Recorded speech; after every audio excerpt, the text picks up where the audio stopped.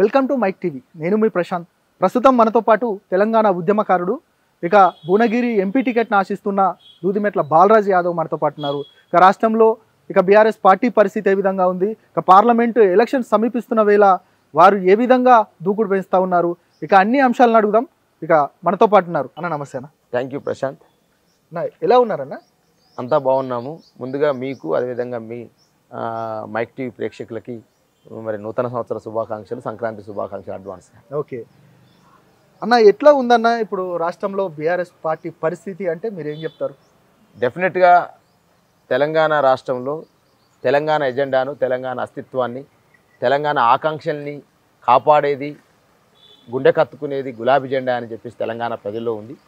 ఈ రోజుకి అయ్యో కేసీఆర్ గారిని కోల్పోవడం ఏందనేటువంటి భావన తెలంగాణ ప్రజల్లో గుండెల్లో ఉంది. కాబట్టి మళ్ళీ ఎప్పుడు ఎలక్షన్ జరిగినా కూడా గులాబీ జెండాను గుండె కత్తుకోవాలనే ఆలోచన విధానం ప్రజల్లో కనపడతా ఉంది. మేము వాళ్ళ దగ్గరికి వెళ్ళినప్పుడు, అంటే ఇక సుమారు 6 నెలల రోజులుగా ప్రజల్లో తిరుగుతున్నప్పుడు ఆ ప్రజల నుంచి వచ్చే స్పందన కావచ్చు, ఆ ప్రజల నుంచి ఇప్పుడున్న ప్రభుత్వం మీద చేస్తున్న విమర్శలు కావచ్చు, అయ్యో కేసీఆర్ గారిని కోల్పోతామనే భావన తెలంగాణ ప్రజల్లో కనిపిస్తుంది. ప్రశాంత్, మీరు ఇలా అంటున్నారన్న, నిజంగా మీరు మీ ఓటమికి గల కారణాలకు సంబంధించి పోస్ట్ మార్టం ఏమైనా చేసుకున్నారా పార్టీలో? 100% ఒక గులాబీ జెండాకు గెలుపోటములు అనేవి కొత్త కాదు. గులాబీ జెండా కింద పడ్డ ప్రతిసారి అనేక రకాల సమీక్షలు జరుపుకుంటుంది. ఆ కింద పడడానికి కారణాలు తెలుసుకుంటుంది. ఆ కారణాలు ఏ రకంగా వచ్చినాయనే అంశాన్ని ఖచ్చితంగా డెఫినెట్గా తెలుసుకుంటూ ఉంటుంది. ఎందుకంటే తెలంగాణ ఉద్యమ అజెండాతో ముందుకు పడ్డటువంటి గులాబీ జెండా, ఈ గులాబీ జెండా అనేక సార్లు ఒడిదొడుకులు ఎదుర్కొంది. ఆ ఒడిదొడుకులలో కింద పడ్డ ప్రతిసారి ఫినిక్స్ పక్షిలాగా పైకి ఎగిన సందర్భాన్ని గుర్తు చేస్తూ ఉన్నా. అనేక సార్లు, 1 కాదు 2 సార్లు కాదు. ఒకసారి అయితే 2009లో అసలు తెలంగాణ రాష్ట్ర సమితిని ఉండనియొద్దని చెప్పేసి ఆ రోజు ప్రభుత్వాలు ప్లాన్ చేస్తే మళ్ళీ గులాబీ జెండా మళ్ళీ పైకి ఎగిరింది. మళ్ళీ ఈ గులాబీ జెండా ప్రజల గుండెల్లో నిలిచింది. మళ్ళీ తెలంగాణ వాదాన్ని నెత్తినకెత్తుకొని ఇలా ముందుకు పోతున్న సందర్భాన్ని గుర్తు చేస్తా ఉన్నా. కాబట్టి గులాబీ జెండాకు ఈ తెలంగాణ రాష్ట్రం ఉన్నన్ని రోజులు తెలంగాణ ప్రజల గుండెల్లో ఉంటుంది తప్ప కింద ఉండదని నేను అంటా ఉన్నా. అన్న, పెద్ద ఎత్తున ఒక చర్చ జరుగుతూ ఉంది. నిజంగా మీరు ఇప్పుడు అన్నారు బీఆర్ఎస్ పార్టీకి సంబంధించి కేసీఆర్ మీద ఏం కోపం లేదు, కానీ అయినా కూడా మమ్మల్ని ఓడగొట్టారు అనేది మీరు చెప్తా ఉన్నారు. కానీ దీనికి గల కారణం మీకు మీరు ఎగ్జాక్ట్లీ చెప్తున్నా, అంటే మీరు పోస్ట్ మార్టం చేసుకున్న దాంట్లో కంటే మీ ఏదైతే ప్రస్తుతం చెప్తున్న కాంగ్రెస్ పార్టీ మాత్రం చెప్తా ఉంది మీ అహం వల్లే మీరు ఓడిపోయారు అని. అంటే మీరు ఏం చెప్తారు? నిజంగానేనా మీ అహం వల్ల ఓడిపోయారు? ప్రశాంత్ గారు, నేనేమంటున్నంటే 100% కొన్ని అంశాలని వాస్తవాలుగా చెప్పాలి. వాస్తవాల్ని అవాస్తవాలుగా చూసుకుంటూ భ్రమంలో బతికితే వచ్చే రిజల్ట్ గిట్నే వస్తుంది. కాబట్టి ఖచ్చితంగా ఇవాళ బీఆర్ఎస్ పార్టీ తెలంగాణ ప్రజలతో ఉన్నటువంటి పేగుబంధం ఏదైతే ఉందో ఆ పేగుబంధం ఎందుకు డిస్కనెక్ట్ అయిందో ఇలా చర్చించుకోవాల్సిన అవసరం ఉంది. ఇలా తెలంగాణ ప్రజలు కేసీఆర్ని ఒక హీరో లెక్క చూశారు. తెలంగాణ వాదానికి బ్రాండ్ అంబాసిడర్గా చూశారు. తెలంగాణ ప్రజల అస్తిత్వానికి బ్రాండ్ అంబాసిడర్ చూసిన కేసీఆర్ని ఎందుకు ఇలా తెలంగాణ ప్రజలు వద్దనుకున్నారనే అంశాన్ని మనం చర్చించుకోవాల్సిన అవసరం ఉంది కదా. కాబట్టి కొత్త ఒక వింత, పాత ఒక రోత అంటారు. ఇలా ఎమ్మెల్యేలుగా ఉన్నటువంటి ఎవరైతే బీఆర్ఎస్ పార్టీ ఎమ్మెల్యేలు 1 నుంచి 3 సార్లు గెలిచిన వాళ్ళు కొంతమంది ఉన్నారు, 1 నుంచి 2 సార్లు గెలిచిన వాళ్ళు కొంతమంది ఉన్నారు, 1 నుంచి 6 సార్లు గెలిచిన వాళ్ళు కొంతమంది ఉన్నారు. కాబట్టి కొత్త తరం అనేది రావాలనే ఆలోచన ప్రజల్లో ఉంది. కాబట్టి ఆ ప్రజలు మాకు రిఫ్లెక్ట్ చేశారు సర్వేలల్లా. కొంతమందిని మార్చండి అని చెప్పినారు. కొంతమందిని మారిస్తే పాజిటివ్ రిజల్ట్ వస్తుందని చెప్పినప్పుడు పార్టీ దాన్ని తీసుకుంటే బాగుండేది. కానీ మేము మార్చలేకపోయినాం, ప్రజలే మార్చదని నేను అనుకుంటా ఉన్నా. కాబట్టి డెఫినెట్గా ఇలా వాస్తవాల్ని చర్చించకుండా, ఆ వాస్తవాలుగా చూడకుండా ప్రజల నుంచి కొత్తగా ఆశించలేము. కాబట్టి ఖచ్చితంగా బీఆర్ఎస్ పార్టీ ఎందుకు తెలంగాణ ప్రజలతో ఉన్న పేగుబంధాన్ని ఎందుకు డిస్కనెక్ట్ అయిన అంశాన్ని చర్చించాలి. అదేవిధంగా ఎమ్మెల్యేలుగా ఉన్న వాళ్ళు కింది స్థాయిలో ఏ రకమైన ప్రయత్నాలు ప్రజలకు చేసినారు, వాళ్ళ తెలంగాణ ప్రభుత్వం కేసీఆర్ గారి నాయకత్వంలో జరుగుతున్న సంక్షేమ కార్యక్రమాలు, అభివృద్ధి కార్యక్రమాల్ని మనం ముందుకు తీసుకుపోయినామా, వాళ్ళకు ప్రచారం చేయగలిగినామా? ఇలా నేనేమంటున్నంటే ఇలా ఖచ్చితంగా మిక్టీ ద్వారా చెప్పాల్సి ఒకటే, ఇలా కేసీఆర్ నిజాన్ని తెలంగాణ ప్రజలకు పరిచయం చేయాలి. తెలంగాణ వాదము, తెలంగాణ ఉద్యమము, తెలంగాణ ప్రజల ఎజెండాను ఏ విధంగా కేసీఆర్ గారు నెత్తినకెత్తుకున్నాడు, ఆ నెత్తినకెత్తుకున్న తెలంగాణ ఎజెండాను తెలంగాణ ప్రజలకు ఎట్లా తీసుకుపోయిండు, తెలంగాణ ప్రజలకు తీసుకుపోయిన తర్వాత ఆ తెలంగాణ ప్రజల్ని ఎట్లా ఉద్యమంలో మమేకం చేయగలిగిండు, ఎట్లా మమేకమై తెలంగాణ రాష్ట్రాన్ని ఎట్లా సాధించగలిగిన అనే అంశాన్ని స్పష్టంగా ప్రజలకు తెలియజెప్పాల్సిన అవసరం ఉంది. ఎస్పెషల్గా ఇలా 2009లో మలిదేశ తెలంగాణ ఉద్యమం వస్తే 2009 నుంచే 2024 ఇవ్వాలి, అంటే సుమారు 15 ఏళ్ళు. అంటే ఆ రోజు 10 ఏళ్ల పొలగానికి తెలంగాణ ఉద్యమం ఈరోజు 25 ఏళ్ళు వచ్చిన పిల్లగాని తెలియదు. అంటే ఇవాళ ఆ రోజు 10 ఏళ్ళు ఉన్నటువంటి పిల్లవాడికి ఈరోజు 25 ఏళ్ళు వస్తుంది. తెలంగాణ ఉద్యమం గురించి తెలియదు కదా, కొత్త ఓటరు కాబట్టి రేవంత్ రెడ్డి కరెక్ట్ అనుకున్నారు, బండి సంజయ్ కరెక్ట్ అనుకుంటారు వాళ్ళు. అసలు కేసీఆర్ యొక్క వ్యక్తిత్వము, కేసీఆర్ గారు తెలంగాణ ఉద్యమం చేసిన తీరుని మనం చెప్పాలి కదా, దాన్నే కేసీఆర్ ఇజాన్ని పరిచయం చేయాలని చెప్తానని. ఇలా కేసీఆర్ అస్తిత్వాన్ని, కేసీఆర్ ఎజెండాను, కేసీఆర్ తెలంగాణ కోసం చేసిన త్యాగాన్ని ప్రజలకు చెప్పకుండా ఫలితం ఎట్లా ఆశించగలుగుతాము? దీంట్లో మేము విఫలం చెందిన అనే భావన నాకున్నా ఉంది. అదేవిధంగా ఎమ్మెల్యేలు కొంత ప్రభావం కావచ్చు, అదేవిధంగా పార్టీ ప్రజలతో కనెక్టివిటీలో లోపం కావచ్చు, ఈ అన్ని అంశాలను బేరేజ్ వేసుకొని ఖచ్చితంగా కెరటం నాకు ఆదర్శం పడుతున్నందుకు కాదు, పడి లేస్తున్నందుకు అనే అంశాన్ని ఇలా స్పష్టంగా చెప్తా ఉన్నా. గులాబీ జెండాకు కింద పడడం కొత్త కాదు, పడ్డ ప్రతిసారి ఒకసారి నేర్చుకుంది, పడ్డ ప్రతిసారి పైకే లేచింది తెలంగాణలో తప్ప ఎప్పుడు కింద పడలేదు. ఇవాళ చాలా మంది కళ్ళు గంటా ఉన్నారు, కేసీఆర్ లేకపోతే మేము ఉంటాం, కేసీఆర్ లేకపోతే మా ఆటలు సాగుతాయి అనుకుంటారు తప్ప కేసీఆర్ తెలంగాణ ప్రజలు ఉన్నన్ని రోజులు ఉంటాడు. కేసీఆర్ తెలంగాణ రాష్ట్ర అస్తిత్వానికి ఒక బ్రాండ్ అంబాసిడర్ అని చెప్తాను నేను మిక్టీ ద్వారా. ఇక పొలిటికల్ సర్కిల్లో ఒక వార్త మాత్రం చక్కర్లు కొడతా ఉంది, దూదిమెట్ల బాలరాజ్ యాదవ్కు ఎంపీ టికెట్ రాబోతుంది, ఇది నిజమా? ప్రశాంత్, రాజకీయాల్లో చేస్తున్నప్పుడు నేను పెద్ద వ్యాపారవేత్త కుటుంబం నుంచి రాలే. రెండో అంశం, నేను రాజకీయ కుటుంబం నుంచి అసలే రాలే. కానీ తెలంగాణ ప్రజల మీద, రాజకీయాల మీద నాకు మంచి ప్రేరణ ఉంది. ప్రజలంటే పిచ్చింది, రాజకీయాలంటే పిచ్చింది, రాజకీయాల ద్వారా ప్రజలకు సర్వీస్ చేయాలని ఆలోచన ఉంది. వాస్తవానికి నేను డాక్టరేట్ని, నా భార్య డాక్టరేట్, ఇద్దరము ఉస్మాన్ షీట్ తెలంగాణ ఉద్యమంలో ఉన్నాం, ఇంటర్ కాస్ట్ మ్యారేజ్ చేసుకున్నాం. కానీ మాకు రాజకీయాల్లో ఇవాళ ప్రొఫెసర్ అయిపోతే మాకు కూడా 2 లక్షల రూపాయలు సంపాదించుకోవచ్చు. కానీ సంపాదించుకోవడం ద్వారా వచ్చే తృప్తి, ప్రజలకు సేవ చేసిన ద్వారా వచ్చే తృప్తితో పోల్చుకున్నాం మేము. కాబట్టి 2 లక్షలు సంపాదిస్తూ ప్రొఫెసర్ ఉన్నదానికంటే తృప్తి కంటే, ఆ 2 లక్షల కంటే ప్రజలకు సర్వీస్ చేస్తూ జీవితంలో ఒక చరిత్ర సృష్టించే తృప్తి ఏదైతే ఉందో గొప్పగా ఉంటుందనే ఆలోచనతోటే ఇవాళ 99 నుంచి సుమారు 25 సంవత్సరాలుగా విద్యార్థి రాజకీయాల నుంచి వామపక్ష రాజకీయాల నుంచి ఎస్పెషల్గా ఆ రోజు వామపక్ష రాజకీయాల్లో అడుగుపెట్టి 99లో నల్గొండ జిల్లా ఎస్ఎఫ్ఐ జిల్లా సెక్రటరీగా ఉండి, తదనంతరం ఈ ఉస్మాన్ సిటీలోకి వచ్చి ఉస్మాన్ సిటీలో తెలంగాణ ఉద్యమంలో మమేకమైన తర్వాతకి ఆ రోజు తెలంగాణ దారికి, ఎజెండాకు దిక్చూచిగా నిలిచిన కేసీఆర్ గారు అడుగుజాడల్లో నడవడే కాదు, వాస్తవానికి మాకు తెలంగాణ ఉద్యమం ప్రజా ఉద్యమాలే ఎరక తప్ప ఈ ప్రభుత్వాలు పదవులు మాకు కొత్త లేవు. కాబట్టి ఏంటంటే రాజకీయాలంటేనే ఎవరేమనుకున్నప్పటికీ కూడా ఆర్థిక వనరులతో ముడిపడి ఉంటాయి. నిజంగా మీరు ఒక సామాన్య మధ్యతరగతి కుటుంబం నుంచి వచ్చారు, ఇప్పుడేమో ఎంపీ టికెట్ కావాలని మీరు అంటున్నారు. ఒకవేళ మీకు ఎంపీ టికెట్ వస్తే ఇప్పుడున్న ప్రస్తుత సమాజంలో ఇక మీరు ఆ పోటీతత్వాన్ని నిజంగా వారు పెట్టే అమౌంట్కి సంబంధించి ఏదైతే వారు డబ్బులు పూర్తిగా ఎర్రవేసి పూర్తిగా ఓట్లు కొనే పరిస్థితి ఉన్న ఇప్పుడు ప్రస్తుత సిచ్యువేషన్స్లో వాటిని తట్టుకునే పరిస్థితి ఉందా మీకు? నేను ఏమంటున్నా ప్రశాంత్, భారతదేశంలో ఒకవేళ ప్రధాని కావాలనుకుంటే అదాని అంబానే కావాలి, పైసలతోనే ప్రధాని కావాలంటే. ఇలా మోదీ ప్రధాని కాడు. భారతదేశంలో ఒకవేళ ప్రధాని అనే పోస్ట్ కావాలంటే ఫస్ట్ అంబానీకి ఇవ్వాలి, అదానికి ఇవ్వాలి సెకండ్ స్థానం. కానీ ఇలా ప్రధానమంత్రి మోదీ ఎట్లయిండు? అదేవిధంగా ఈ రాష్ట్రంలో ఒకవేళ ముఖ్యమంత్రి కావాలనుకుంటే మెగా కృష్ణారెడ్డి అనే కావాలి, మైహోం రామేశ్వరరావు అన్న కావాలి. మరి కేసీఆర్ రేవంత్ రెడ్డి కాదు కదా. కాబట్టి అదేవిధంగా ఇలా దేశంలో చూడండి మీరు, జిగ్నేష్ మెహానీ, అదేవిధంగా కన్నయ్య కుమార్ అనే వాళ్ళు పైసలుండి రాజకీయాల్లోకి రాలే. ఇలా ప్రజల మనసును చూరగొనాలి, ప్రజలకు ఏం కావాలో వాళ్ళ వైపు పని చేయాలి, ప్రజల ఆకాంక్షల కోసం, ప్రజల అభిరుచుల కోసం పనిచేస్తే పైసలు అనేవి ప్రధానం కానిది నా ఎజెండా. మీరు కూడా లెక్క చేయండి, ఇలా రాష్ట్ర శాసనసభలో 119 మంది ఉంటే ఎంతమంది శాసనసభ్యులకు 100 కోట్లు ఉన్నాయో ఆలోచన చేయండి, ఎంతమంది రాజ్యసభ సభ్యులకు 100 కోట్లు ఉన్నాయో. డాక్టర్ కేశవరావుకు ఏ పైసలు ఉన్నాయి, డాక్టర్ బండ ప్రకాష్ ముదిరాజుకి ఏ ఆస్తులు ఉన్నవి, డాక్టర్ అదేవిధంగా మన బడుగు లింగ యాదవ్ గారికి ఏ ఆస్తులు ఉన్నాయి.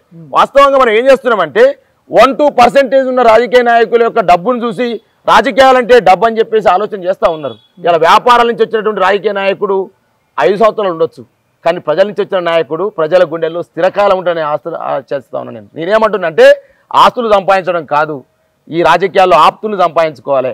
ఆ ఆప్తులు నీవు సంపాదించుకుంటే ప్రజల గుండెల్లో చిరకాలం ఉంటావు. నేను ఇలా ప్రజల ఆప్తుల్ని సంపాదించుకున్న, ప్రజల్లో ప్రేమను సంపాదించుకుని రాజకీయాల్లో 25 సంవత్సరాలుగా ఉన్నాను. నాకు ఆస్తిపాస్తులు లేవు కదా, మా అమ్మ నాన్న రాజకీయ నాయకులు అంతకంటే కాదు కదా. ఇలా ఒక చిన్న విద్యార్థి నాయకుడు తెలంగాణ ఉద్యమంలో భాగస్వామ్యమై వామపక్ష విద్యార్థి రాజకీయాల నుంచి యూనివర్సిటీకి వచ్చి మరి ఇలా ఎందుకు ఇలా ఒక రాష్ట్ర స్థాయి కార్పొరేషన్ చైర్మన్ కాగలిగింది కేసీఆర్ గారి ఆశీర్వాదంతో.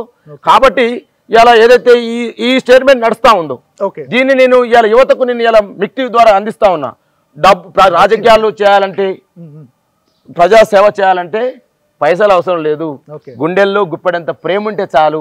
ఆ ప్రేమ ప్రజల్లోకి వెళ్తే ఆ ప్రేమ నీకు పెట్టుబడి, ఆ ప్రేమే నీకు పెట్టుబడి ఆస్తి, నీ యొక్క ఎదుగుదలకు తోడ్పడుతుందనే అంశాన్ని ఇలా మిక్టీ ద్వారా అందిస్తూ డెఫినెట్గా చెప్తా ఉన్నా. నేను ఇవాళ ఒక విద్యార్థి నాయకుడుగా బడుగు బలైన వర్గాల నాయకుడుగా మైక్ టీవీ ద్వారా తెలంగాణ పిల్లలు చెప్పేది అంటే డెఫినెట్ గా నాకు ఎంపీ అవకాశం ఇస్తే భువనగిరిలో ఏందో భువనగిరి నా సత్తా ఏందో చూపెడతా. ఇంకొకటి ఏంటంటే నల్గొండ అంటేనే ఇక రెడ్డి సామాజిక వర్గం బలంగా ఉన్న నియోజకవర్గంగా చెప్పొచ్చు, జిల్లాగా చెప్పొచ్చు.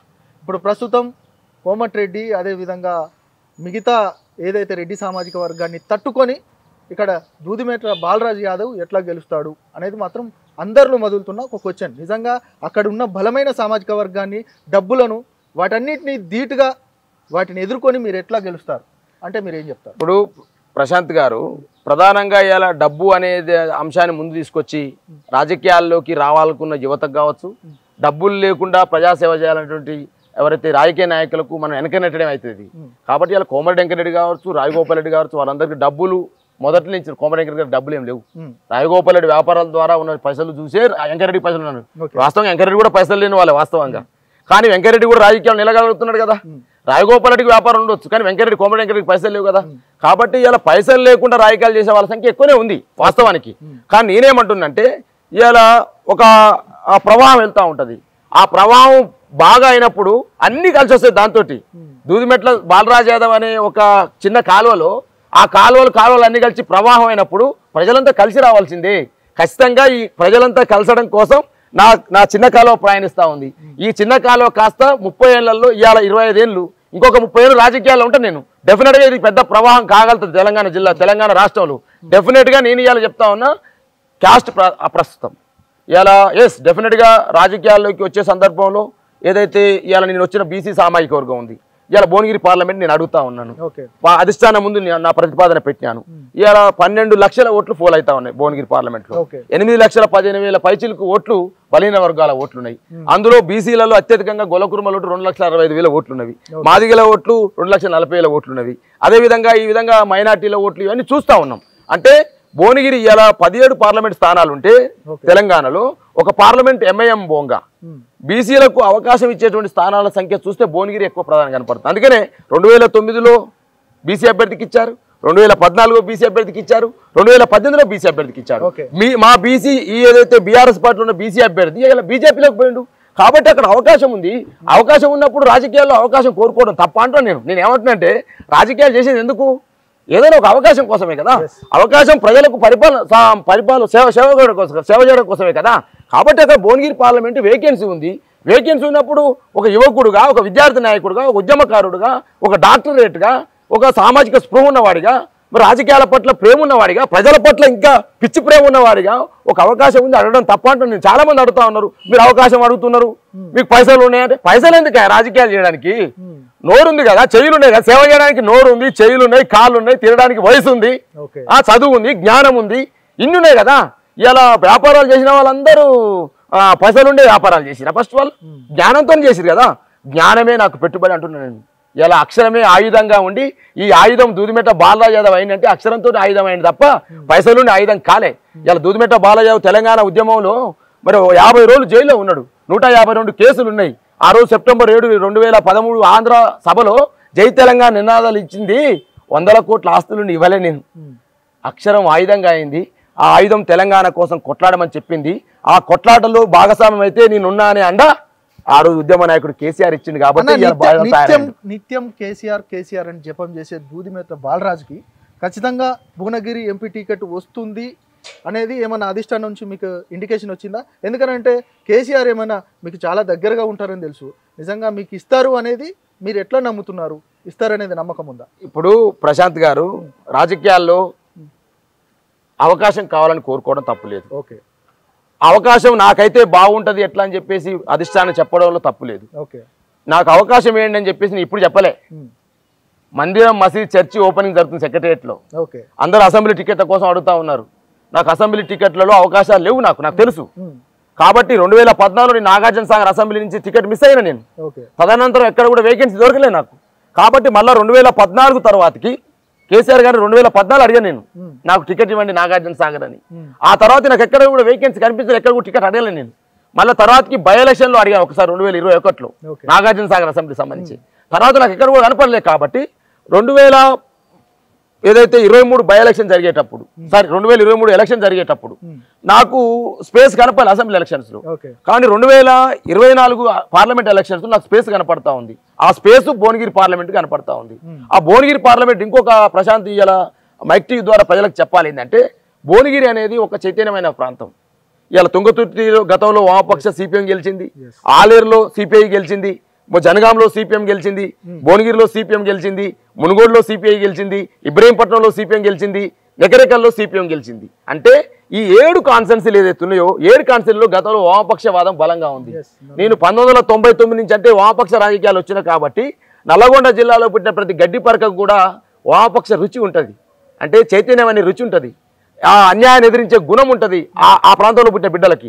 అరే మా బిడ్డడు దూదిమెట్ల బాలాజీ యాదవ్ రేపు పార్లమెంట్లో పోటీ చేస్తే వాళ్ళ ప్రేమను కూడా వామపక్షాలే మీ సైడ్ లేవు కదా, పూర్తిగా కాంగ్రెస్ వైపు ఉన్నాయి. వామపక్షాలు కాంగ్రెస్ వైపు ఉన్నాయా, బీజేపీ వైపు ఉన్నావా, బీఆర్ఎస్ వైపు ఉన్నాయి కాదు. వామపక్షాలు ఎప్పుడు కూడా అన్యాయం ఎదిరించే వైపు ఉంటవి. ప్రోగ్రెసివ్ శక్తులన్నీ కూడా ప్రభుత్వం ఏదైతే చేస్తుందో ఆ ప్రభుత్వాన్ని వ్యతిరేకిస్తాయి. కాబట్టి రేపు కాంగ్రెస్ పార్టీ కూడా కాస్త ప్రజల వ్యతిరేక పనులు చేస్తుంది.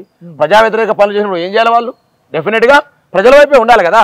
కాబట్టి బీఆర్ఎస్ వైపు డెఫినెట్గా వాళ్ళందరూ కూడా రేపు వస్తారు. ప్రోగ్రెసివ్ శక్తులన్నీ కూడా బీఆర్ఎస్తో వస్తాయి. రేపు తెలంగాణ ఎట్లా కాపాడుకోవాలో ఆలోచనలు కేసీఆర్ గారితో డెఫినెట్గా మమేకమైతే ఆలోచన ఉంది. కాబట్టి ఖచ్చితంగా నేను ఇవాళ మీ ద్వారా చెప్తా ఉన్నా, ఇలా పేదవాడు పార్లమెంటుకు పోటీ పడవచ్చు, పేదవాడు అసెంబ్లీకి పోటీ పడవచ్చు అని తెలంగాణ ఉద్యమం నిరూపించింది. దానికి కారణమే 2014లో పెద్దపల్లి పార్లమెంటు, దానికి కారణమే తుంగతుర్తి అసెంబ్లీ, దానికి కారణమే సత్తుపల్లిలో సీటు, దానికి కారణమే పేదవాడు కూడా ప్రభుత్వ కార్యక్రమాల్లో పాలు పంచుకోవచ్చని కేసీఆర్ నిరూపించిండు సుమారు 20 మంది విద్యార్థి నాయకులకి. ఇలా వాస్తవానికి మాకు పదవులు తెలియవు. వాస్తవంగా మేము 2011లో ఆగస్టు 16వ తారీఖు రోజు మేమందరం జైల్లో ఉన్నాం, చెంచల్గూడ జైల్లో. విద్యార్థి నాయకులందరూ ఆ రోజు డిస్కస్ చేసుకున్నాం. వాస్తవంగా 15 మంది డిస్కస్ చేసుకుంటా ఉన్నాం. అసలు రాజకీయాలు మాకు కొత్త. వాస్తవంగా ఆ రోజు జైల్లో ఉన్నప్పుడు ఆ కేసులు పెట్టుకుంటున్నప్పుడు ఉద్యమం చేస్తున్నప్పుడు తెలంగాణ రాష్ట్రం వస్తుందో రాదో తెలియదు కదా. ఇలా తెలంగాణ రాష్ట్రం గురించి చాలా మంది చాలా రకాలు మాట్లాడుతూ ఉన్నారు. తెలంగాణ ఉద్యమంలో రాయలేనోడు ఇలా ముఖ్యమంత్రి అయ్యిండు, తెలంగాణ ఉద్యమంలో కేసులు లేనోడు జైలు లేనోడు రకరకాలుగా మాట్లాడుతూ ఉన్నారు. తెలంగాణ ఉద్యమంలో రాయి బట్టి జైలుకు పోయి ఆ దెబ్బలు తిన్నటువంటి మేమేమో సపచే కూర్చుంటున్నాం. ఇదే మా దౌర్భాగ్యం. ఇవాళ మేము ఇవాళ ఏమంటుంటే తెలంగాణ ఉద్యమానికి హీరోనేమో విలన్ చేస్తున్నారు, తెలంగాణ ఉద్యమానికి విలన్ ఏమో హీరో చేసింది తెలంగాణ. ఇవాళ దీన్ని చర్చించుకోవాలి డెఫినెట్గా ప్రశాంత్. ఎందుకంటే తెలంగాణ అస్తిత్వం ఏంటి, తెలంగాణ ఎజెండా ఏంటి, తెలంగాణ ఉద్యమ ద్రోహులు ఎవరు, తెలంగాణ అస్తిత్వాన్ని ద్రోహం చేసేది ఎవరు, ఇవన్నీ మాట్లాడుకోకుండా ఊకనే అధికారమే ఉంటుంది. అధికారం ఇవ్వాలి ఉంటుంది, రేపు ఇంకోటి ఉంటారు. కానీ అస్తిత్వాన్ని ద్రోహం చేసింది ఎవరు? ఇలా కాంగ్రెస్ పార్టీ చేసిన ద్రోహం కాదా, వాస్తవం కాదా? ఇది ప్రజలు మర్చిపోయారా? ఎందుకు ప్రజలు ఇలా కాంగ్రెస్ పార్టీ కోటేసారు? ఒకవేళ మేమే విరక్తి పుడితే మాకేదో చెప్పారు కదా. ఎస్ ఇవాళ చెప్తాను కదా నేను, ఇలా మాకు ఇచ్చిన ఈ యొక్క స్పీడ్ బ్రేకర్ ఏదైతే ఉందో మాకు భవిష్యత్తులో 20 సంవత్సరాలు మేము నిలబడడానికి ఉపయోగపడుతుంది కూడా అనుకోవచ్చు. కాబట్టి ఇలా కాంగ్రెస్ పార్టీని మనం రేవంత్ రెడ్డి ముఖ్యమంత్రి ఇంకోరు ముఖ్యమంత్రి చూడొద్దు. ఇలా కాంగ్రెస్ పార్టీ గతంలో తెలంగాణ చేసిన ద్రోహాలు ఏంటి, తెలంగాణ ఉద్యమంలో వీరు చేసిన పాపాలు ఏంటన్నా. మీరు అన్నారు తెలంగాణ అస్తిత్వాన్ని కాపాడింది ఉద్యమకారుడు అయినా ఉద్యమ బిడ్డ అయినా కేసీఆర్ అని అంటున్నారు. కానీ కాంగ్రెస్ వాళ్ళు అంటున్నారు తెలంగాణ అస్తిత్వాన్ని కాదు తెలంగాణను అప్పులపాలు చేసిండని వాళ్ళు ఒక విమర్శిస్తున్నారు. 7 లక్షల కోట్ల అప్పు ప్రజల మీద భారం అని అంటే 2 సార్లు అవకాశం ఇచ్చినందుకు ప్రజలపైన ఈ 7 లక్షల కోట్ల అప్పును మోపాడు. ఇది అస్తిత్వాన్ని కాపాడడం కాదు తెలంగాణను నిండా ముంచారంటున్నారు. దీన్ని ఎట్లా చూస్తారు? ఇప్పుడు ప్రశాంత్, భారతదేశంలో 28 రాష్ట్రాలు ఉన్నాయి. జూలై 25వ తారీఖు 2022లో మీరు గూగుల్లో కొట్టండి, నిర్మలా సీతారామన్ గారు కేంద్ర ఆర్థిక శాఖ మంత్రి వర్యులు ఈ దేశంలో ఉన్న రాష్ట్రాల అప్పుల గురించి చెప్పారు. 6,58,000 కోట్లు ఉత్తరప్రదేశ్కి ఉన్నవి, 5,58,000 కోట్లు రాజస్థాన్కు ఉన్నవి. ఈ దేశంలో అప్పులు లేకుండా ఏ రాష్ట్రం లేదు. వాస్తవానికి ఈ దేశంలో 28 రాష్ట్రాలు ఉంటే అన్ని రాష్ట్రాలకు అప్పులు ఉన్నాయి. ఆ అప్పులేమో కేసీఆర్ గారు ఆస్తులు పెంచుకోవడం కోసమో లేకపోతే మంత్రులు ఆస్తులు పెంచుకో అప్పులు చేయరు, ఈ రాష్ట్ర ప్రగతి కోసమే చేస్తారనే అంశాన్ని ఇలా స్పష్టంగా వీళ్ళు నేర్చుకోవాల్సిన అవసరం ఉంది. ఓకే, అప్పులను మాట్లాడుతూ ఉన్నారు సార్. అప్పులు ఉన్నాయని రేవంత్ రెడ్డి తెలియదా? కాంగ్రెస్ పార్టీకి తెలియదా? ఎట్లా హామీలు ఇచ్చారు సార్ ఇవన్నీ? కేసీఆర్ అప్పులు చేసి మాట్లాడుతూ ఉన్నారు. మరి అప్పులు ఉన్నాయని తెలిసి మీరు ఎందుకు ఎట్లా హామీలు ఇచ్చారు సార్? అప్పులే ఉన్నాయన్నారు కదా మీరు.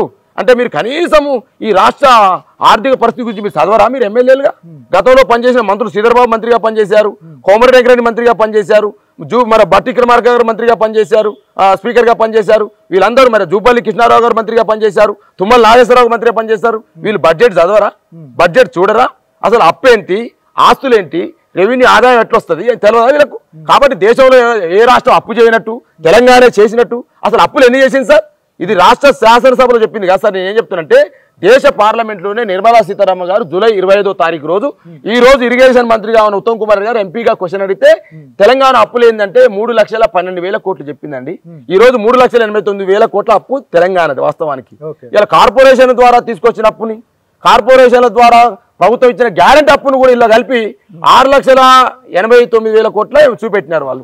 6,89,000 కోట్లని కాస్త ఇంకో 11,000 కోట్లు కలిపి 7,000 కోట్లు అని చెప్పి దుష్ప్రచారం చేస్తా ఉన్నారు. నేనేమంటున్నట్టే కార్పొరేషన్ అప్పులు అప్పు కింద రావు. ఇవాళ నువ్వు ఉన్నావు, ప్రశాంత్ ఉన్నాడు, ప్రశాంత్ ఇంకో మా మిత్రునికి వేణుకు నేను పైసలు ఇవ్వమని చెప్తాను. ప్రశాంత్ తీర్పుడు తప్ప బాలా తీర్పడు కదా. ఇలా కార్పొరేషన్ అనేది ప్రశాంత్ అయితే బాలరాజ్ గ్యారెంటీ అయితే నేనేం చెప్తా, వేణు మావనికి ఇవ్వు ఆయన తీర్పుడు అని చెప్తాను. అది నేను తీర్పను కదా. కాబట్టి కార్పొరేషన్లకు ఇప్పించిన అప్పులు కూడా గవర్నమెంట్ అప్పులుగా చూపెట్టి కార్పొరేషన్తో పాటు తీర్పుని అప్పులు కూడా గవర్నమెంట్ అప్పులుగా చూపించి ఈ రాష్ట్రం మీద అప్పుల కుప్పగా అయింది. కేసీఆర్ గారిని ప్రతిభను పతనం చేయాలి. నేను ఏమంటున్నట్టే కేసీఆర్ గారి కంటే తెలంగాణ ప్రజలు ఎక్కువ ప్రేమించలేరు, కేసీఆర్ గారు అంటే తెలంగాణ అభివృద్ధిని ఎక్కువ చేయలేరు. కాబట్టి ఏం చేయాలి, కేసీఆర్ గారిని అప్పులు చేసిండు అని బదనాం చేయాలి, కేసీఆర్ గారి ప్రతిభను తగ్గియాలి. కాబట్టి ఏమంటారు ఇప్పుడు చిన్న గీత ముందు పెద్ద గీత గీయలేరు వాళ్ళు, కానీ ఆ పెద్ద గీతను తూపేస్తారు అన్న. ఇంకొకటి, తెలంగాణ ఉద్యమంలో మీరు విరోచితంగా పోరాడారు, ఒక 100 కేసులు మీ పైన ఉన్నాయి. కానీ ఉద్యమకారుడు అనుకున్న కేసీఆర్ ఏమో మీ కేసులను మాత్రం తీసేచ్చే పరిస్థితి లేదు. కానీ వీరు వచ్చిన తర్వాత వెంటనే ఇక మీ కేసులను ఎత్తేయాలంటూ కూడా అందరికీ ఆర్డర్స్ కూడా పాస్ చేశారు. నిజంగా దీన్ని ఎట్లా చూస్తారు? 10 సంవత్సరాలు మీరు అధికారంలో ఉన్నారు, మీ ఉద్యమ కేసులనే మీరు తీసేసే పరిస్థితి లేదు. కానీ వీరు వచ్చిన తర్వాత మాత్రం నిజమైన ఉద్యమకారులను కాపాడుకునేది మేమే అంటున్నారు కాంగ్రెస్ పార్టీ వాళ్ళు. దీన్ని ఎట్లా చూస్తారు మీరు? ఇక దొంగ అన్నట్టుంది సార్. ఇది నేను ఏమంటున్నంటే ప్రశాంత్ గారు, నేను ఏమంటున్నంటే 2,254 కేసులు తెలంగాణ ప్రభుత్వం వచ్చిన తర్వాత ఎత్తేసింది. నేను నా మీద ఉన్న కేసులు కూడా నేను లాస్ట్ మిలియన్ మార్చ్ కేసు ఉండే నాది. మేమందరూ నాతో పాటుగా న్యూ డెమోక్రసీ సంధ్య గారు, న్యూ డెమోక్రసీ సంబంధించిన రామారావు, చనిపోయిన రామారావు గారు, అదేవిధంగా వీళ్ళందరం 7 ఉంటుంది. లాస్ట్ కేసు నాది మిలియన్ మార్చ్ కేసు ఎత్తేసినది. టోటల్ గా తెలంగాణ ప్రభుత్వం వచ్చిన తర్వాత కేసీఆర్ నాయకత్వంలో 2,254 కేసులు ఎత్తేసాము. కొన్ని పర్సనల్ కేసులు, ఇలా వినయ్ భాస్కర్ మీద ఉన్న కేసు కావచ్చు, అదేవిధంగా ఇంకో విద్యార్థి నాయకుడి మీద ఉన్నటువంటి నాగర్ కర్నూలులో రైల్వే కేసు కావచ్చు, పర్సనల్ కేసులు రైల్వే కేసులు మాత్రమే మిగిలినాయి తప్ప తెలంగాణ ప్రభుత్వం ఆధ్వర్యంలో ఉన్నటువంటి తెలంగాణ ఉద్యమంలో ఉన్నటువంటి కేసులు ప్రతిదీ అన్ని కూడా తెలంగాణ ప్రభుత్వం ఎత్తేసింది. ఇలా నేను అంటున్నా, ఎత్తేసిన కేసులు తీసుకొచ్చి మళ్ళీ ఏదో ఎత్తేసినామనే కొత్త పేరు తీసుకురాదు ఏం లేదు. ఇలా నేను చెప్తాను కదా, ఇలా కాంగ్రెస్ పార్టీ చేస్తున్నటువంటి ఈ ప్రచారం ఏదైతే ఉందో ఇవాళ ఏమంటున్నట్టు ఇప్పుడు నవ్విపోదు కాక నాకేంది సిగ్గు అన్నట్టు ఇవాళ పెద్ద ఎత్తున ఏమైనా చేస్తాం, మేము ఇదే మాట్లాడతాం. తెలంగాణ ఉద్యమం గురించి రేవంత్ రెడ్డి మాట్లాడితే నేను ఏం మాట్లాడాలి ప్రశాంత్? నేను అంటున్నాను, నేను తెలంగాణ ఉద్యమంలో రైఫిల్ పెట్టింది ఎవరో తెలుసు, తెలంగాణ ఉద్యమంలో వ్యతిరేకంగా ఎవరి సంఖ్య ఉన్నదో ప్రజలందరికీ తెలుసు. ఇక తెలంగాణ ఏమంటారు కదా, ఇప్పుడు తాతకు దగ్గర నేర్పినట్టు తెలంగాణ ఉద్యమం గురించి రేవంత్ రెడ్డి మాట్లాడుతాను. ఇవాళ నువ్వు ప్రజాపాలన దరఖాస్తులో ఉద్యమకారులకు నేను ఫ్లాట్లు ఇస్తా 250 గజాలు అన్నాడు. ఎఫ్ఐఆర్ ఉన్న వాళ్ళకి ఇస్తావా, కేసులు ఉన్న వాళ్ళకి ఇస్తావా, ఉద్యమంలో భాగస్వామ్యం వాళ్ళకి ఇస్తావా? ఇస్తే ఎక్కడిస్తావు? ఇవన్నీ ఏం లేవు సార్. ఇవన్నీ ఏదో తెలంగాణ ఉద్యమంలో ఉన్న వాళ్ళకి అది చేస్తా ఇది చేస్తా అని ఇదంతా ఫ్రాడ్ సార్. నేనేమంటున్నట్టే తెలంగాణ ఉద్యమంలో ఉన్న వాళ్ళకి వీళ్ళు ఏం చేయలేరు, తెలంగాణ ఉద్యమంలో ఏం చేయలేరు, వీళ్ళు తెలంగాణ ఉద్యమకాలకు ఏం చేస్తారు వీళ్ళు. కాబట్టి నేను 100% నేను ఒప్పుకోను ఇలా. ఎందుకంటే ఇవాళ నేను చాలా మంది ఇలా సోషల్ మీడియాలో కావచ్చు, బయట మేధావులు కావచ్చు, ఇరిగేషన్ నిపుణులు కావచ్చు, కేసీఆర్ అంటే అక్కసుతోటి ఏది పడుతుంది మాట్లాడుతున్నారు, ఏది పడుతుంది. యాడురా మీరు? చర్చలు కూడా జైల్లో తెలంగాణ విద్యార్థి లోకం అంత ఉన్నప్పుడు యాడురా మీరు? ఒకడన్నా బెయిల్ తెచ్చిండా? ఒకడన్నా బెయిల్ కోసం 4 రూపాయలు ఇచ్చిండా? తెలంగాణ ఉద్యమంలో మొత్తం 2010లో ఫిబ్రవరి 14వ తారీఖు రోజున మొత్తం లైట్లు బంద్ చేసి యూనివర్సిటీలో మమ్మల్ని అందరూ కొడతా ఉంటే ఎవరైనా తీసుకొచ్చి ఇంత రైస్ ఇచ్చిర్రా? ఎవరు ఈ నిపుణులు? ఈ కుహాన నిపుణులు ఎవరున్నారు? అటువైపు ఉన్నారు. అంటే చెప్తా సార్, ఎప్పుడైనా ఉస్మాన్ షీట్లో కావచ్చు, బయట కావచ్చు, తెలంగాణ ఉద్యమానికి సపోర్ట్ చేసే వాళ్ళ సంఖ్య ఒకవైపు అయితే తెలంగాణ ఉద్యమానికి వ్యతిరేకమైన సంఖ్య కూడా ఒకటి ఉంటుంది. ఆ సంఖ్యనే ఈ సంఖ్య వచ్చింది ఇవాళ యూట్యూబ్ ఛానళ్ళ ద్వారా కావచ్చు, లేకపోతే బయట సమాజంలో కావచ్చు, ఇరిగేషన్ నిపుణులని పేరుతోటి, అన్ని మేధావులని పేరుతోటి, రాజకీయ నిపుణులతోటి కేసీఆర్ మీద దుమ్మెత్తిపోస్తున్న ఈ గుంపు ఉంది కదా, ఆ గుంపు తెలంగాణ ఉద్యమంలో లేని గుంపు అదంతా అటుండే ఆ గుంపు అంతా వ్యతిరేక గుంపు. అది వ్యతిరేక గుంపు కాస్త ఏమంటుంది, ఇవాళ మేము అనుకూల గుంపుగా మారి ఏదో తెలంగాణకు అడ్జస్ట్ ఎట్లా నమ్ముతారు సార్? కాబట్టి ఓకే సార్, ఇవాళ మేము కింద పడ్డాం, డెఫినెట్ గా ప్రజలు తీర్పిచ్చినారు, ప్రతిపక్షంలో ఉండమన్నారు, మేము చేసిన తప్పులు లేవని మేము అనట్లే. తప్పులు కొన్ని ఉన్నాయి. తెలంగాణ ఉద్యమంలో భాగస్వామ్యమైన వాళ్ళని ఇంకొంచెం హక్కులు తెలుసుకునేది ఉండే, అదేవిధంగా ఎమ్మెల్యేలను కొంత మార్చుకునే అవకాశం ఉండే, అదేవిధంగా తెలంగాణ ప్రజలతో పేగు బంధాన్ని ఇంకా ఇంకా రీబిల్డ్ చేసే అవకాశం ఉండే ఇవన్నీ అంశాలు కొన్ని జరిగినవి. ఆ అంశాలు కూడా ఖచ్చితంగా మేము రీకలెక్ట్ చేసుకుంటాం. ఇక ఎమ్మెల్సీ ఎన్నికలకు ఏదైతే 2 స్థానాలు ఏదైతే పాడి కౌశిక్ అదేవిధంగా మిగతా కడియం శ్రీహరికి సంబంధించి 2 స్థానాలు ఖాళీ అయినాయి. ఇక 2 స్థానాలకు సంబంధించి మీ పార్టీ నుంచి ఎవరికి అవకాశం రాబోతుంది? నిజంగా ఉద్యమకారుడికి రాబోతుందా? లేదు అని అంటే నిజంగా ఏదైతే కాంగ్రెస్ వాళ్ళు చెప్తా ఉన్నారు ఇక కేసీఆర్కు లాయల్టీగా ఉండి కేసీఆర్ను 24 గంటలు కేసీఆర్ గురించి గొప్పగా చెప్పుకునే వారికి మాత్రమే ఇస్తారు అనేది వాళ్ళు చేస్తున్న ప్రచారం నిజంగా ఎవరికి రాబోతుంది అంటే ఏం చెప్తారు మీరు? డెఫినెట్గా ప్రశాంత్ గారు ఇవాళ టీవీల ద్వారా కానీ సమాజంలోకి చెప్పాలంటే రేపు పార్టీని కాపాడే వాళ్ళు కావాలి. రేపు బీఆర్ఎస్ పార్టీ అస్తిత్వాన్ని కేసీఆర్ గారి నాయకత్వాన్ని బలపరుస్తూ పార్టీని కాపాడే నాయకత్వం కావాలా తప్ప ఇవాళ వ్యాపారస్తులు పైసలున్న వాళ్ళు కావాల్సింది కాదు. ఇవాళ తెలంగాణలో మా ఎమ్మెల్యే లేని చోట మా పార్టీని కాపాడుకునే నాయకుడు కావాలి. మా పార్టీ నాయకత్వానికి కార్యకర్తకు భరోసా ఇచ్చే నాయకుడు కావాలి. అది ఎమ్మెల్సీ కావచ్చు, జిల్లా పార్టీ అధ్యక్షుడు కావచ్చు, మండల పార్టీ అధ్యక్షుడు కావచ్చు, నియోజకవర్గ ఇన్ఛార్జి కావచ్చు. కేసీఆర్ గారి నాయకత్వాన్ని గ్రామానికి తీసుకెళ్లి గ్రామాల్లో ఉన్నటువంటి గులాబీ సైనికుల్ని కాపాడుకునే నాయకుడు కావాలా తప్ప వ్యాపారవేత్తలు లేకపోతే రాజ్యసభ సభ్యులు కావాలనుకున్న వాళ్ళు, పార్లమెంటు సభ్యులు కావాలనుకున్న వాళ్ళు కావాల్సిన అవసరం లేదని నాకున్న వ్యక్తిగత అభిప్రాయం. అదే క్రమంలో నేను చెప్తా ఉన్నా, ఇలా ప్రజలు ఎందుకు సానుకూలత వస్తుందంటే ఇలా 6 గ్యారంటీల పేరుతోటి ఏదైతే కాంగ్రెస్ పార్టీ ఇలా పెద్ద ఎత్తున మేము ఏదో చేస్తామని తీసుకొచ్చిందో 6 గ్యారంటీల్లో ఇలా 2 గ్యారంటీలు అమలు చేస్తామని చెప్పిందో 6 గ్యారంటీల్లో 13 అంశాలు ఉన్నాయి ప్రశాంత్ గారు. ఆ 13 అంశాలు 2 గ్యారంటీల్లో మహిళా జ్యోతి. ఆ మహిళా జ్యోతి ఏదైతే మొదటి గ్యారంటీ ఉందో ఆ మహిళా జ్యోతిలో 3 అంశాలు ఉన్నాయి. ఒకటి 500 రూపాయల గ్యాస్ సిలిండరు, 2500 రూపాయల నెల సపోర్టు, అదేవిధంగా ఉచిత బస్సు ప్రయాణం. ఉచిత బస్సు ప్రయాణం ఒకటి అమలు చేసి ఒక గ్యారంటీ అమలు చేస్తామని చెప్పేసి మాట్లాడుతూ కాంగ్రెస్ పార్టీ ఇది ఎక్కడ న్యాయం అండి? గ్యారంటీలో 3 అంశాలు ఉన్నాయి. 3 అంశాల్లో 2 అమలు చేయకుండా ఒకటి అమలు చేసి నువ్వు గ్యారంటీ అమలు చేయని చెప్పేసి ప్రజలు చెప్తే ప్రజలు నమ్ముతారు అంటాను నేను. ఇంకో అంశం చేయూత అనే గ్యారంటీ. చేయూత అనే గ్యారంటీలు ఏమున్నాయి? 2 ఉన్నాయి. అందులో ఒకటి 4000 రూపాయల పింఛను, ఇంకొకటి 10 లక్షల ఆరోగ్యశ్రీ బీమా. 10 లక్షల ఆరోగ్యశ్రీ బీమాను అమలు చేసి ఇంకో గ్యారంటీ అమలు చేసేమంటుంది 4000 పింఛన్ ఎటు పోవాలి? ఇది అమలు చేయలేదు.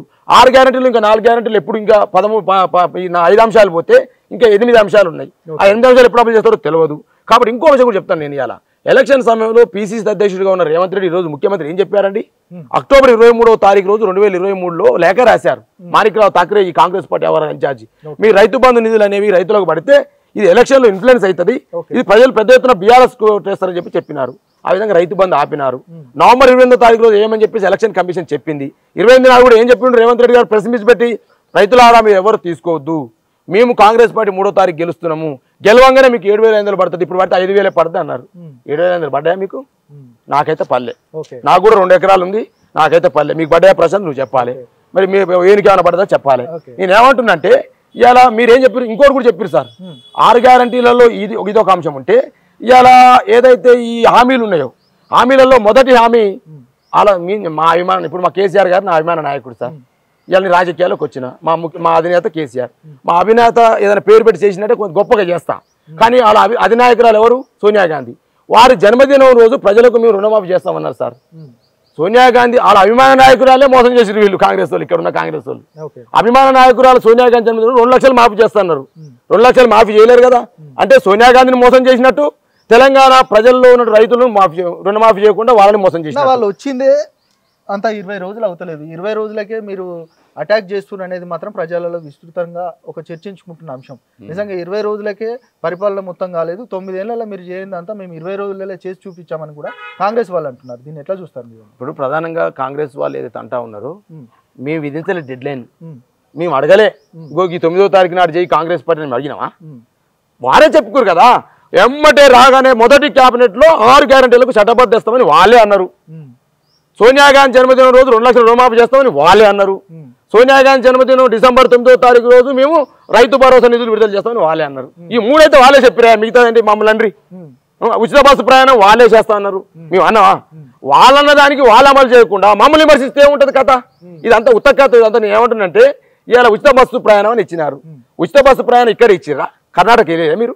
కర్ణాటకలో ఉచిత బస్సు ప్రయాణం అమలు చేస్తున్నప్పుడు ఉచిత బస్సు ప్రయాణం ఇచ్చినప్పుడు వచ్చే పరిణామాలు తెలుసు కదా.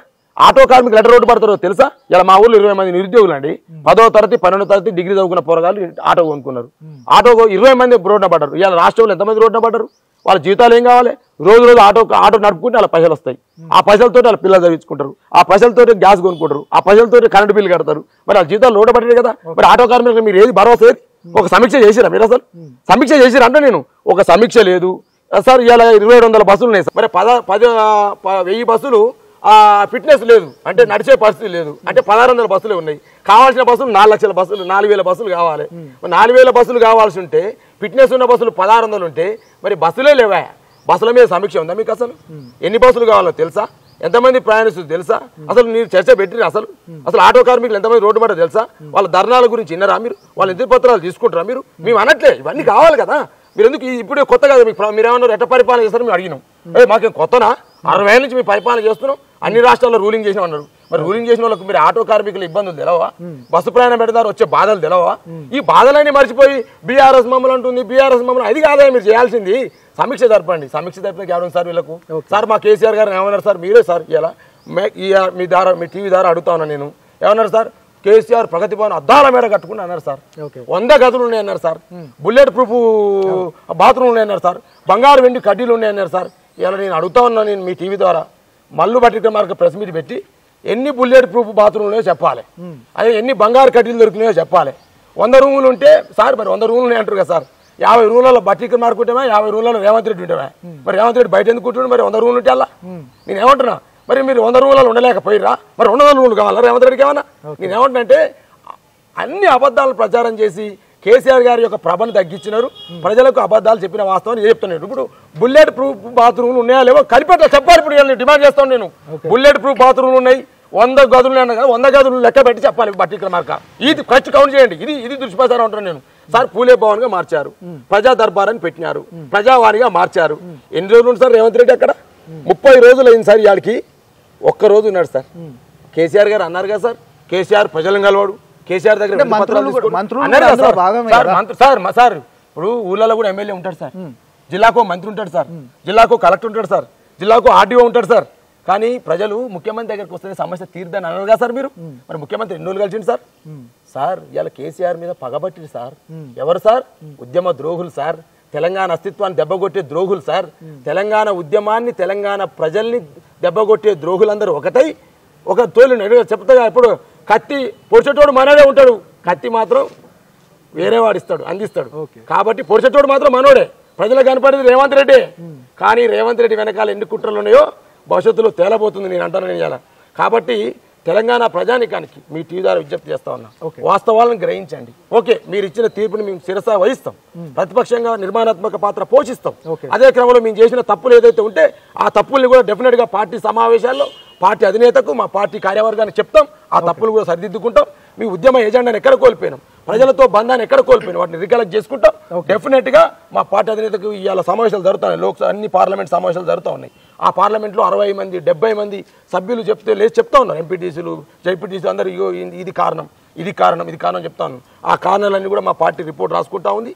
డాక్టర్ కేశవరావు గారు మా పార్లమెంటరీ నేత, వారు కీలక నేతగా ఉన్నారు. వారందరూ కూడా చూస్తూ ఉన్నారు, వారికి విశేష అనుభవం ఉన్నది. కాబట్టి డెఫినెట్ గా మేము ఫినిక్స్ పక్షిలాగా ఎగిసి పడుతున్న అలలాగా ఖచ్చితంగా తెలంగాణలో పూర్వవైభవం బీఆర్ఎస్ కు ఖచ్చితంగా వస్తుంది. ఇక చివరగా చెప్పండి అన్న, పార్లమెంట్కి సంబంధించి ఎన్ని సీట్లు రాబోతున్నాయి అంటే? డెఫినెట్గా క్యాండిడేట్ సెలెక్షన్, ఓకే, కొత్త ముఖాలు, యువతకు, పార్టీకి 30 సంవత్సరాలు సర్వీస్ చేసి ఆ యువతకు తెలంగాణ ఉద్యమంలో మమేకమైన ప్రజానికానికి ప్రజల ముందు తోలితే డెఫినెట్గా తెలంగాణలో మంచి ఫలితాలు భారత రాష్ట్ర సమితి పొందబోతా ఉంది. డెఫినెట్ గా మీరు అనుకున్నట్టు మంచి అంటే ఎన్ని రావచ్చు? ఇప్పుడు మనం ఏమంటున్నామంటే ఇప్పుడు కాంగ్రెస్ పార్టీ మొత్తం 16 కొడదంటే ఎట్లా సాధ్యం అవుతుంది? బీజేపీ అలా మొత్తం కొడతామంటే సాధ్యం అవుతుందా? అది కాదు కదా. ప్రజలు మ్యాండేట్ ఇస్తారు, ప్రజలు తీర్పిస్తారు. ప్రజల తీర్పును మనం గౌరవించాలి తప్ప రాజకీయాల్లో మంచిగా పనిచేయడం. ఇప్పుడు నేనున్నాను, దూదిమెట్ట బాలయ్య యాదవ్ అవకాశం కోరుకుంటే నువ్వు ఎంపీ ఇస్తావా సస్తావా అని అంటావా? మనం అనం కదా. ఖచ్చితంగా రాజకీయాలు ఉన్నాం కాబట్టి అవకాశం పార్లమెంట్, బోర్నవీడి పార్లమెంట్ బాగుంటుందని చెప్తాం. కానీ నువ్వు ఇస్తేనే నేను ఉంటా లేకపోతే ఉండని కాదు. ప్రజలు కూడా అంతేనే, ప్రజల ముందుకు మేము వెళ్తాం. కాంగ్రెస్ పార్టీ గతంలో గిది చేసింది, అధికారం వచ్చినాక గిది చేసింది, ఇంకా హామీలు 420 హామీలు ఇచ్చింది, 420 హామీలు ఇలా అమలు కాని పరిస్థితి ఉన్నది. కాబట్టి మేము వస్తే గిది చేయగలుగుతాం. ఇలా గల్లీలోనైనా, ఢిల్లీలోనైనా, గులాబీ దళం కావాలి, గులాబీ జెండా కావాలనే నినాదంతో ముందుకు పోతా ఉన్నాం. ఇవాళ గల్లీలో ఉన్నటువంటి గులాబీలు ఎంచుకోమంటే ఢిల్లీలో ఉన్న గులాబీలు ఎంచుకున్నారు కాబట్టి ఇవాళ ఢిల్లీ చుట్టూ తిరుగుతున్నారు లీడర్లంతా. సార్ ఇలా గల్లీలో ఉన్న ప్రజలను వదిలిపెట్టి రేవంత్ రెడ్డి ఢిల్లీలో ఉన్న గులాబీల చుట్టూ తిరుగుతున్నారు కాబట్టి ఇవాళ ఢిల్లీ గులాబీలు అవసరం, ఢిల్లీ బాసులు అవసరం లేదు, గల్లీ గులాబీలు అవసరం అనే ఆలోచన విధానం ప్రజలకు వచ్చింది. కాబట్టి గల్లీలో మనమే గులాబీ ఉండాలి, ఢిల్లీలో కూడా గులాబీ ఉండాలంటే పార్లమెంట్ ఎన్నికల్లో ప్రజలు పెద్ద ఎత్తున బీఆర్ఎస్కు పట్టం కట్టాలనే నినాదంతో ముందుకు పోతాం. మెజార్టీ స్థానాల్లో మేము బలమైన పోటీ ఇచ్చి మంచి స్థానాలు పొందుతామని చెప్తాను. నైస్ అన్న, థ్యాంక్ యూ. ఇక తెలంగాణ ఉద్యమకారుడిగా మీకు ఖచ్చితంగా టికెట్ రావాలి, మీరు ఖచ్చితంగా గెలవాలని కూడా మేము కోరుకుంటున్నాం. Thank you. ఇది మొత్తానికైతే బాలరాజు యాదవ్ చెప్తా ఉన్నారు. ఖచ్చితంగా రానున్న పార్లమెంట్ ఎలక్షన్స్లో ఖచ్చితంగా అత్యధిక సీట్లు మేము ఖచ్చితంగా సాధిస్తాము. ఇక ఏదైతే ప్రజలు ఇచ్చిన తీర్పును మేము శిరసా వహిస్తాము. ఖచ్చితంగా కాంగ్రెస్ యొక్క పరిపాలనను రోజువారీగా ఎండగడతామంటూ కూడా బాలరాజు యాదవ్ చెప్తున్న పరిస్థితి.